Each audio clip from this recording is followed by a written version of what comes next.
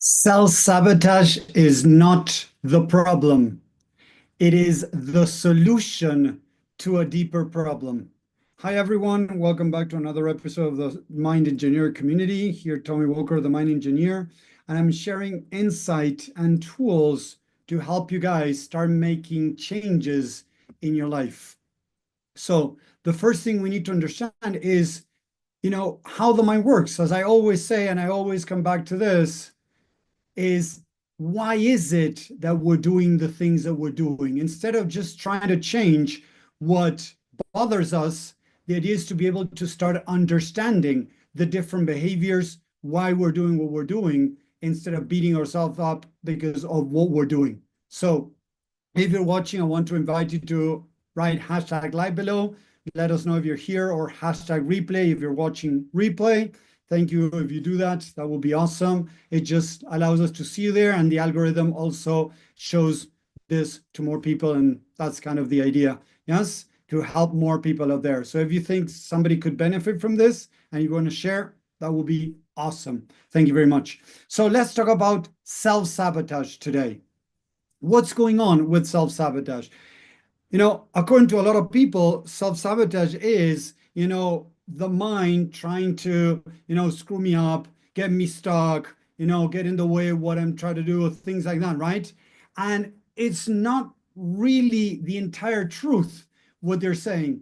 Because when we're doing what we're doing, like self-sabotage, hey, Mike, how are you? Nice for stopping by.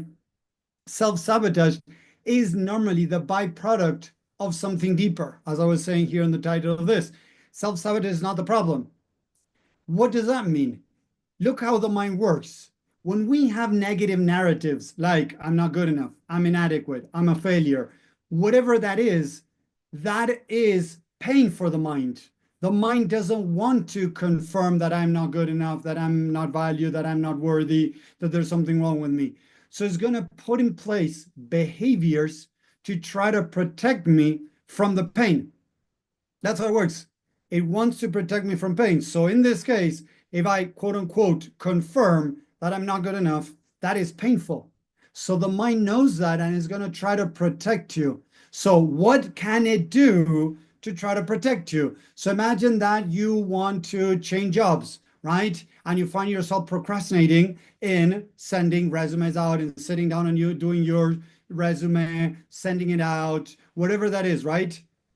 And normally what happens is if you send the resume out and you don't get proposals, you don't get calls, you don't get any offers, couldn't that in a way confirm, quote unquote, that you're not good enough? Wouldn't that in itself make you feel not good enough if you're sending CVs out and nobody is responding, you're not getting any, interviews, nothing is happening? And the answer is yes, of course. You're going to start feeling not good enough, not valued, inadequate, not worthy, or whatever, those negative narratives. But we need to understand that those narratives that you're telling yourself because you're not getting a job are not the result of not getting a job. Those narratives are inside of your head even before wanting to change jobs.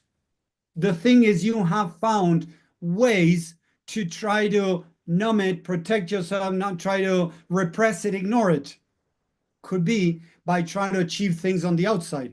So if I achieve things on the outside, I might temporarily not confirm that I'm not good enough, that I'm inadequate, that I'm not worthy, that I'm a failure, that I have no value to offer, that nobody sees my value, whatever it is, the narrative.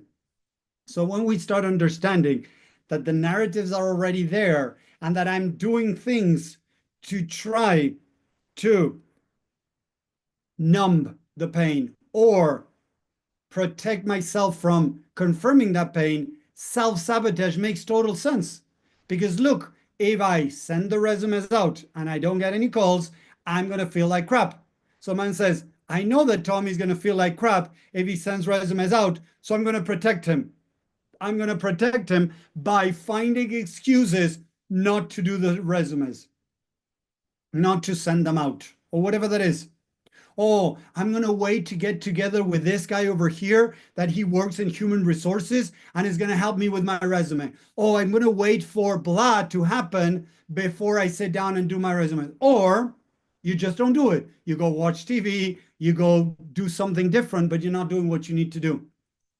So instead of beating yourself up for having self-sabotage as thinking that self-sabotage is your enemy, I want to invite you to start seeing self-sabotage as the byproduct, as something that is happening to try to protect you from pain. Because when we start going, exploring the mind, going into the mind, exploring the mind through this non-judgment place, the mind is going to open up more to reveal what's going on underneath, whatever that is. So if I'm not getting out there to try to find a partner, if I'm not changing jobs, if I'm not able to speak up at work and ask for a raise, if I'm not able to speak up to my friends that are bullying me and I don't like, or they're trying to bully me or they're trying to bother me and I don't do it, if I'm not, going to the gym, if I'm not doing this or that, whatever that is, the self-sabotage, I need to first of all change my perspective into self-sabotage the enemy, because it's not the enemy. It is a protective mechanism of something much deeper. And I always say this, it's the solution to a deeper problem. It's not the problem. If I focus on the problem, like imagine this, the air coming out of a tire, so I connect it to a automatic pump and I drive my car with a pump on my tire because the problem is it's losing air, so I need to keep pumping air, I will never solve the problem. The idea is to realize that the actual problem of the air coming out of a tire is because it's punctured. It has something where it's letting the air come out. So when we start understanding that what we think the problem is not the problem, now something could be done. A friend of mine some time ago was telling me that he was fixing an old car of his. And each time he tried to fix it, the tires would get really screwed up, messed up as he drove the car. So the tires, instead of lasting as much as they should normally last, they would last much less. So this friend of mine would blame the tires that they had a problem. Suddenly, he started looking into other maybe problems instead of the problem being the tires. And he realized that there was a problem in the car in itself, not in the tires. So as the way the car, I don't remember exactly the problem, exactly what it was, but as it had I think it was like a balancing thing or something like that. I don't remember. It's something in the problem of the car. The tires would wear off much faster. As he kept on changing the tires, he solved the problem temporarily, but he never was able to deal with the root of the problem till he finally realized what was going on. So in our life, it's like that example, and we all do it. We're all trying to fix the problem of the tire losing air, of the tire wearing off, but maybe there's a problem in the car in itself, not in the tire. So when we start looking at a bigger picture in a life, trying to understand what is going on, it makes it easier to make changes. If I keep blaming procrastination, laziness, lack of motivation, self-sabotage, perfectionism as the problem, is going to make it very difficult to make changes. Because as I'm saying, the problem is not the problem. The problem is normally the solution to a deeper problem.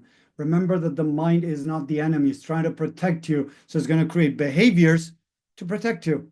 That protection could be through self-sabotage, because if you take actions and they don't go as expected, you're going to feel so much crappier.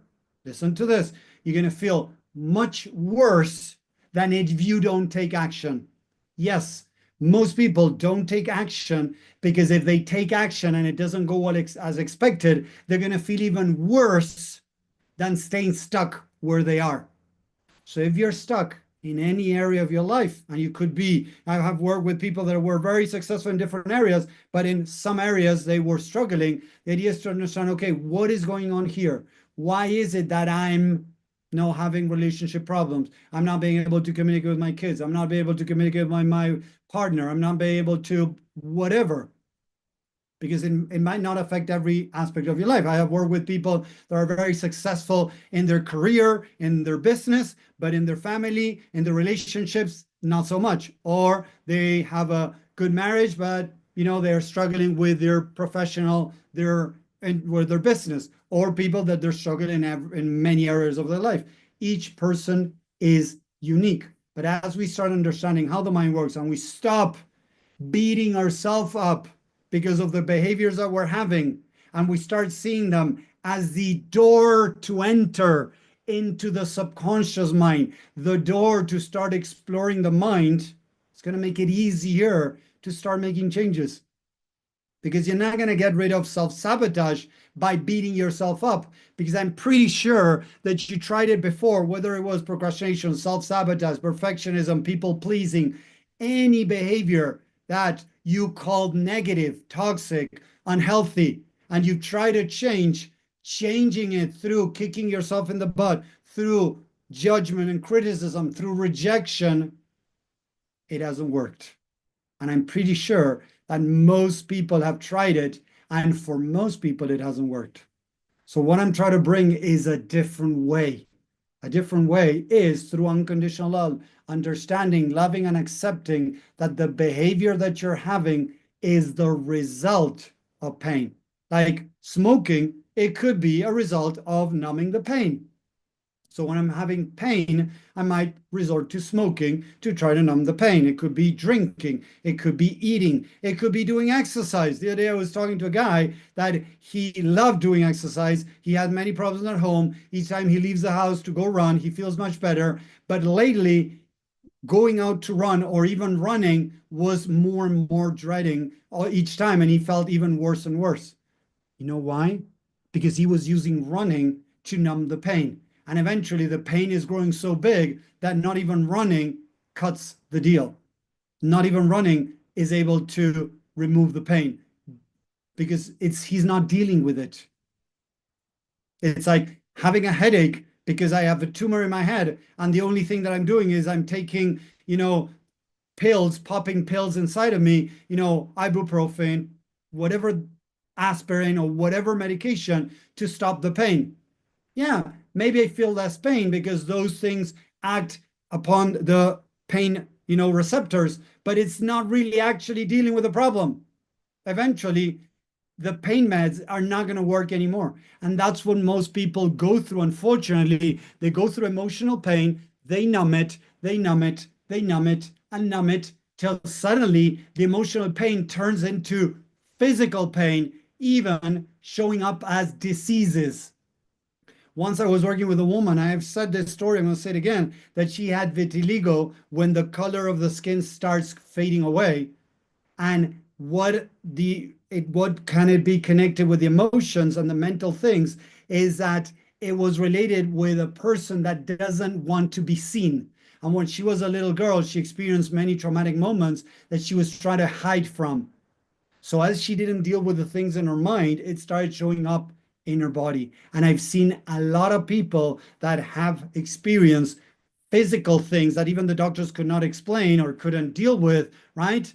And as they started doing the inner work and started releasing the negative emotions, releasing the negative, thoughts and narratives and programs, things started to change. People that had really bad headaches or migraines, people that had back problems, people that had vitiligo, people that had, different type of problems, that suddenly the pain started dissolving. Because what I believe is that the body was trying to communicating with them through the different pain diseases in the body, because that's when the person took care of themselves. When they got so sick, so much pain, they inevitably had to take care of themselves. After that, they wouldn't take care of themselves. So boom, again, the thing came back. And it's a cycle that keeps coming back till you take care of yourself. So the body's sending you messages, is up to you to listen or not to listen, of course. If you don't want to believe in this, that's fine, of course. So going back to self-sabotage or whatever behavior that you're having, instead of going into war with your behavior, start learning from it.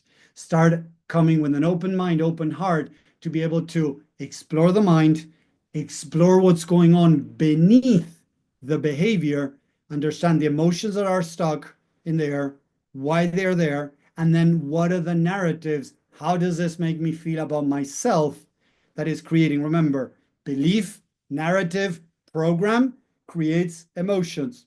Emotions create behaviors. Stop trying to deal with the behavior.